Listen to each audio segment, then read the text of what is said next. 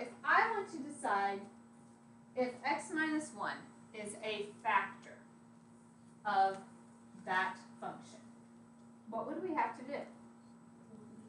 We have two options. We can plug in, what would we plug in? 1, or we can do a synthetic division with a 1. Won't we get the same thing both ways? Because all we care about is the remainder. So either option works. I'll do A one way and B the other way, just so we can illustrate it. So if I plugged in the 1,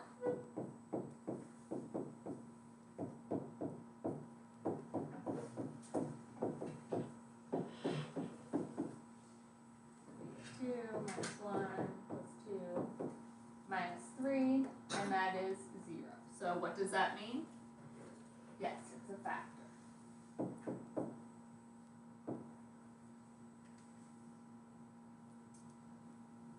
Okay, the other option, if I chose to do it with synthetic division, what number would go out in my box? We have 2, and then we put our coefficients. So we had 2, 1, 2, and negative 3. 2 comes down, 2 times negative 2 is negative 4. That adds to negative 5. Negative 5 times negative 2 is plus 10. Adds 12. So we get negative 24, and that adds to negative 27. So this time my remainder is negative 27. So is it a factor? No.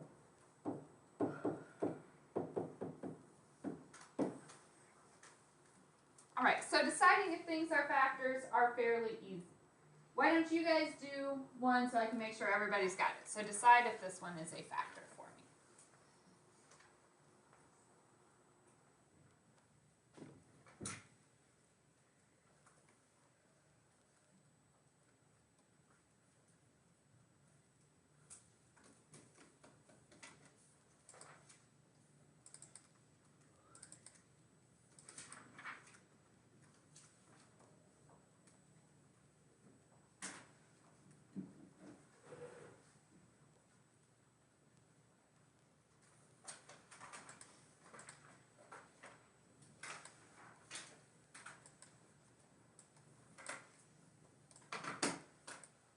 So what do you think? Yes or no? No. Okay, conflicting answers. Which way did you guys do it? Did you do synthetic division or did you plug in? So we're split 50-50, which is great, doesn't matter a bit. If you plug in, you put in a 2. If you do synthetic division, you do it with a 2. So we should get the same thing both ways.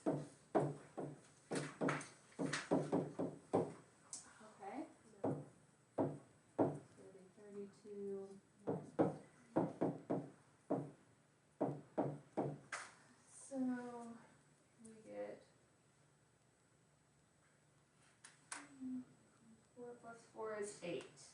So that is not a factor.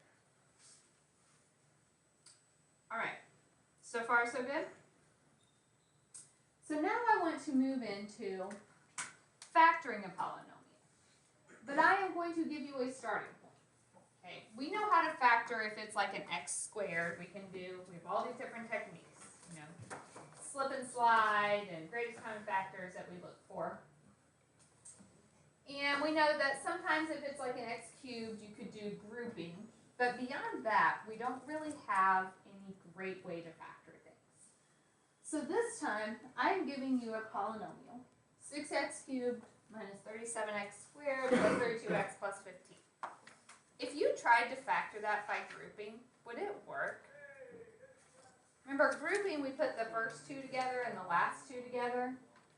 And we tried to pull out the greatest common factor. And it only worked if the parentheses matched after that. Here all I could take out is an x squared. What could you take out there? Nothing. So are my parentheses going to match? No. So grouping will not help me.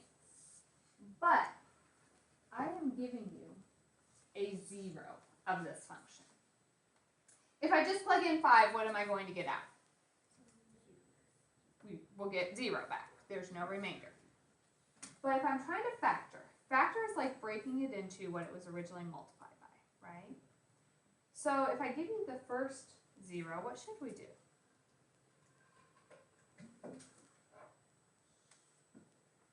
Okay, think about numbers for a second. If I told you I wanted a prime factorization for 250, and I told you that 5 went into that evenly, 5 was a prime factor, what would you do with the 5?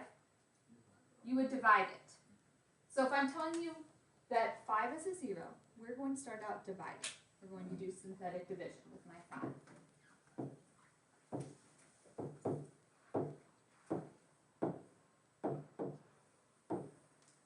So my 6 comes down. 6 times 5 is 30.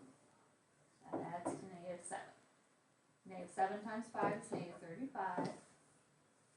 Adds to -3. -3 times 5 is -15. This adds to 0, which I knew. So if I didn't get 0 there, I made a mistake. I already told you it's a 0. But if I asked you to write this quotient, remember this is my remainder. That's my constant. This is x and x squared. So I now have 6x squared minus 7x minus 3. Can you factor that? What would you do to factor that? Flip and slide.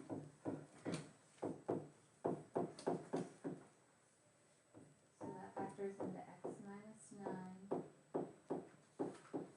x plus 2, divide the 6. So 9 over 6 reduces to 3 halves, so 2x minus 3. 2 over 6 is 1/3, so 3x plus 1. But my problem was to factor the original. What was my original exponent? My highest power was x cubed. So that means if it's factored, I should have 3 of these parentheses, right? I only have 2. What am I missing?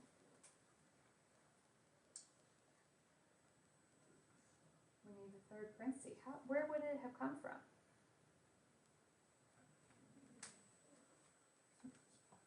I told you 5 was a 0. So why would it be x minus 5? Yeah, if you plug in a 5, you get 0. Yep, it's always the opposite. So now I have my 3 parentheses, and if I really wanted to check myself, what could I do with those? Boil it all out. You can start multiplying, and it should give you back the original. You could also find the zeros for each of these and put them into the original, and it should equal 0 when you put in each one.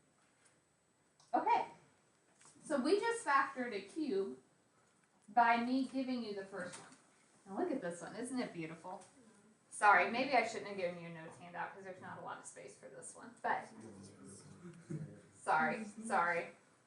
I was trying to be kind by printing notes, but I can't make the slides bigger without, anyway. So, 1 plus I is a 0. What would we do? We're going to do synthetic division. 1 plus I is going to be the thing we plug in. Okay, my coefficients are 2, 3 minus 2i, -8 minus 5i, and 3 plus 3. Okay, it's not as bad as it looks, I promise. So if the 2 comes down, then what do? Multiply. 2 times 1, 2 times I, and what happens now? 2 i's cancel, so 3 plus 2 is 5. Okay, 5 times 1, 5 times I. We add, the i's cancel, and I get -3. -3 times 1, -3 times I. Add, and we get 0. Which we knew it had to be 0. Because I already told you it was. Okay, we're left with 2x squared plus 5x minus 3. slip and slide. Would be x plus 6 minus 1. Divide our 2.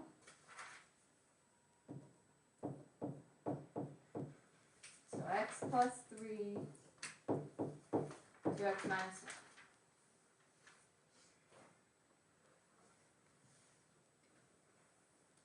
Alright. How many parentheses would I expect? 3 because it was an x cubed. I have 2 of them. Remember, the other 0 was 1 plus I. So when you put it in the factor, it's always x minus the 0. If you have x minus 1 plus I, then it's a minus 1 minus I. Okay, you have to change both of those signs. Because when I plug in 1 plus I, it has to equal 0. So I need the opposite of both of those. Negative 1, negative I.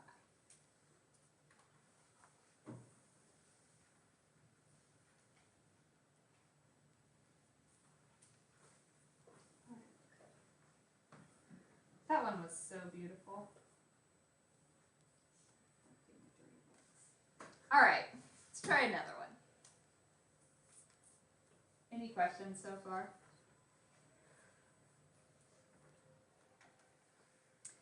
So, slight difference. When I say factors, that has the x with it. A factor is like x plus 3, x minus 4. A 0 is just the number. So if x minus 3 is the factor, what's the 0 of that? 3. If I say x plus 4 is a factor, the 0 is negative 4. This time, I'm going to start, I'm going to ask you to give me the other zeros. Okay, so in other words, you're telling me the numbers that make it 0. Sorry, got a little. So we start out the same way. We do our division with the 3. So my coefficients are 1, negative 1, negative 4, and negative 6.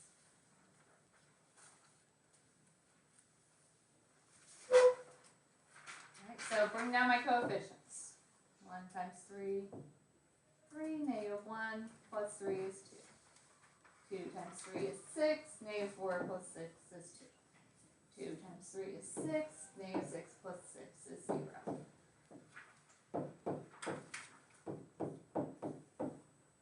We have x squared plus 2x plus 2. Alright, what now? Factor it. Okay. What multiplies to 2 and adds to 2? 1 times... Oh, wait, nothing. Okay, but I'm not asking you to factor. We have to find the zeros. If I gave you this quadratic and asked you to find out when it equals 0, and it didn't factor, what would you have done? You can do completing the square, or you can do quadratic formula. Does it matter which one? Nope. What do you guys like better? Completing the square? Yep. Okay. If you like the quadratic formula, I'll throw it up here.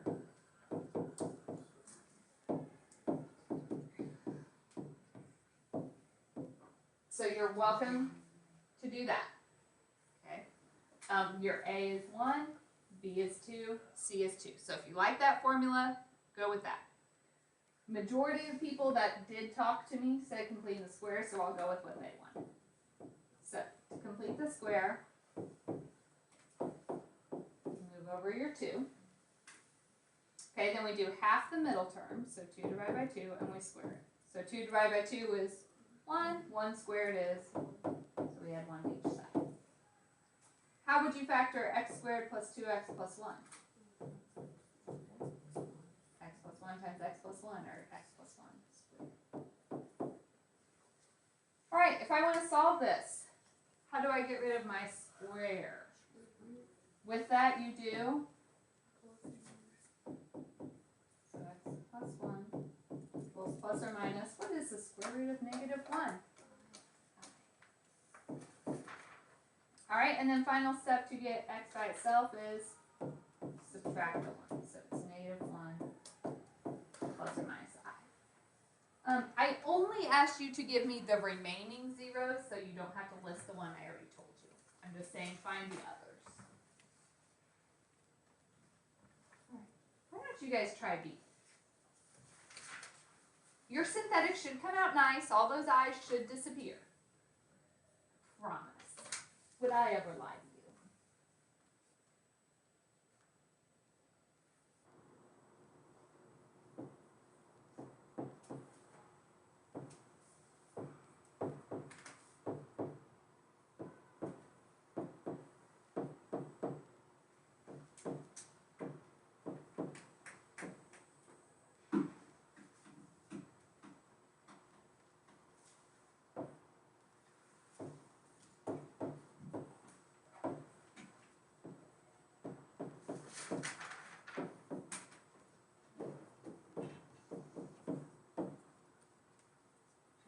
Synthetic to work out. So then remainder constant x and x squared, so we have x squared 7x plus 12. What multiplies 12 and adds to 7? Okay. My question though this time wasn't the factored form. It was tell me the remaining zeros. So the other zeros. I gave you the first one. What makes x plus 3 equal 0? And what makes x plus 4 equal 0?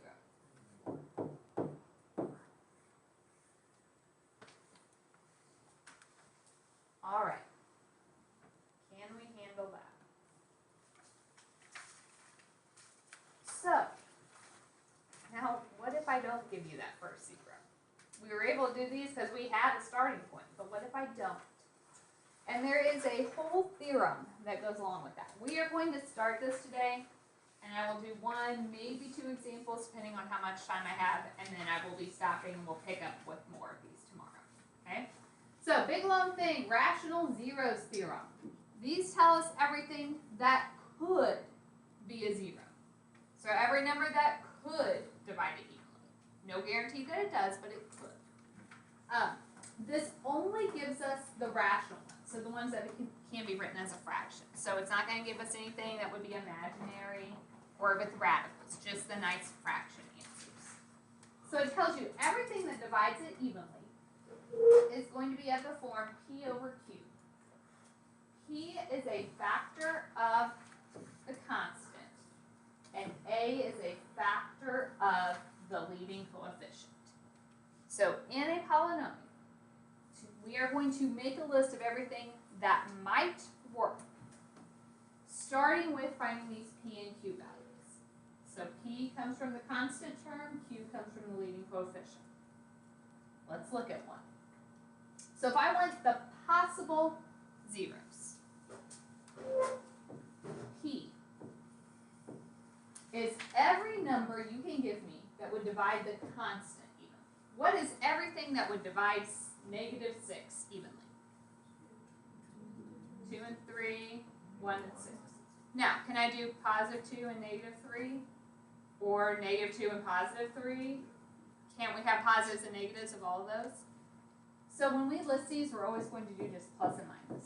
So we can have 1, 2, 3, and 6. And really, we have 8 total numbers because the positives and the negatives. So we put the plus and minus on every single one of them. That is every number that would divide 6 without a remainder. Q. Q comes from the leading coefficient. What is every number that divides 2? +1, +2, or -1 and -2, right? So again, plus or minus 1, plus or minus 2. Those are the factors.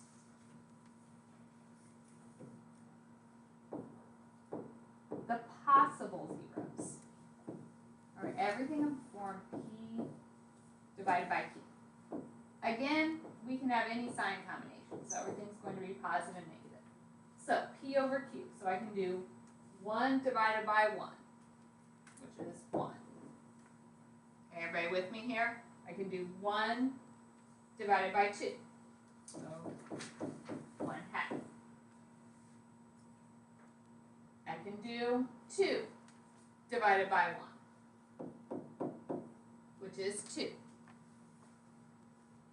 I can do 2 divided by 2, which is 1. I already have it on my list. I don't need to write it again.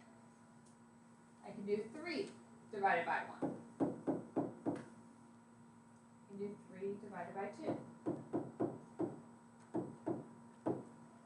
I can do 6 divided by 1. And 6 divided by 2 is 3, but it's already on my list. So what I have now is a list of every number that might work. Every nice number that might work. How do you think I find one that does? Plug it in. What should it equal when we plug it in? 0. My recommendation, try to save your fractions for last. Start with the nice numbers, the 1s, 2s, 3s, 6s in this case. If you are, if you're looking at this, we might be a positive, might be a negative. We just are going to check until we find one that works, okay? So grab a calculator. If you find one that you plug it in, it gives you 0, shout it out. Tell me. Okay, everybody, what'd you say? Positive 1 works. Once we have that first 0, now it's like the problems we were doing, right? Because you now found that first 0. What do we do once we find that first 0?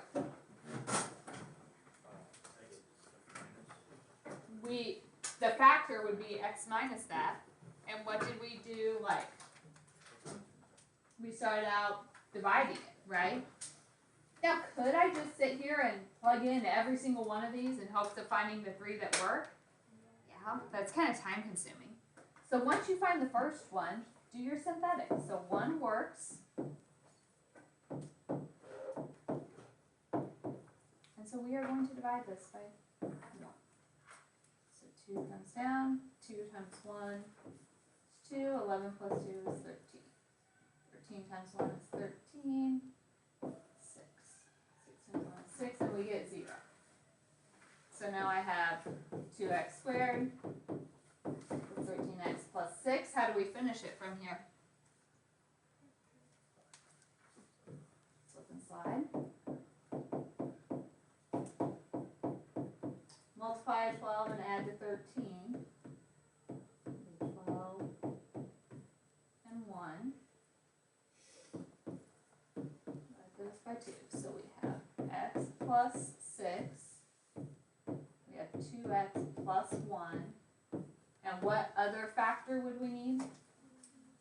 X minus 1, because 1 was the first 0. My directions, I said, list the possible zeros, which we did. Find the rational zeros and write it in factored form. This is my factored form right here. You can write f of x equals if you wanted. If I ask you for the zeros, those are just the numbers. So what makes x plus 6 equal 0? What makes 2x plus 1 equal 0? And what makes x minus 1 0?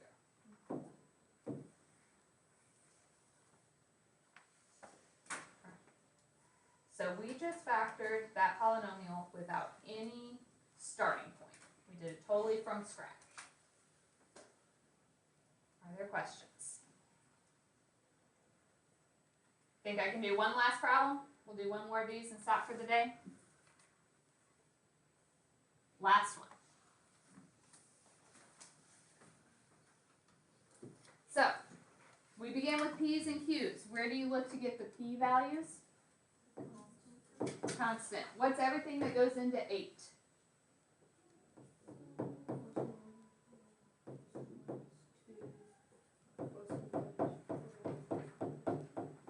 And it doesn't matter what order you write those, so if you want to write them in the order you see them, that's fine. Q, where do we look for the Q value? Alright, what goes into 15?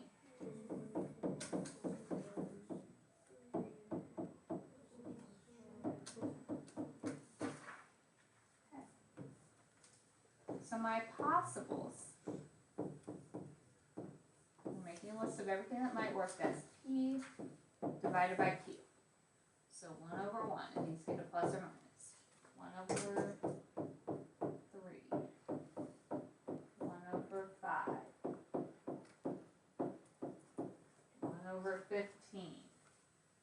2 over 1 is 2. 2 over 3. 2 over 5.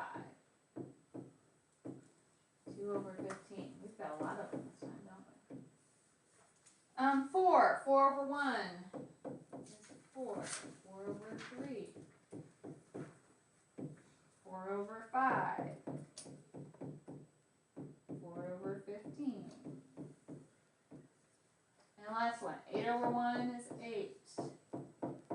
8 thirds. 8 fifths. And 8 fifteenths. Okay, do you guys know where I got those numbers? Okay, there's just a lot. Now, we have to start plugging these things in. Any guesses? Like, if you were just to look at it, do you think a positive or a negative number would be better? If you look, we have a positive x cubed, a positive 61x squared, a positive 2x minus 8. If I'm trying to make this equal 0, probably a negative number might be faster. I told you let's try the nicer numbers first. So, you want to try 4? Did you already try 4? Okay. So why don't you guys try 4, you two try negative 4, you guys try 2. Abby and Kendall try negative 2. Why don't you guys try, what else do we have? 8 and negative 8. And why don't you try negative 4 as well?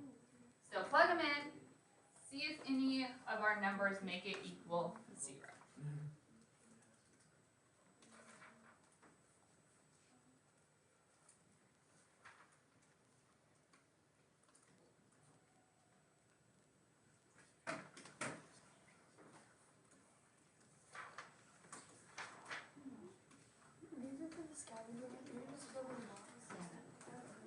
Did anyone find one? Negative 4 work? Okay, and how do we know it works when we plug it in? V equals 0. Okay, so now it's like our earlier problems. We have the first 0, so now we do our synthetics. So we have 15, 61, 2, and negative 8. 15 comes down. 15 times negative 4 is negative 60. That gives me a 1. 1 times negative 4 is negative 4. That gives me negative 2. Negative 2 times negative 4 is positive 8, and we get 0.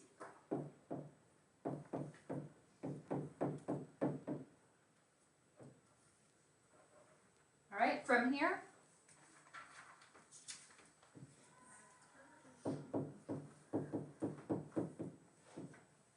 okay, what multiplies to negative 30 and adds to positive 1?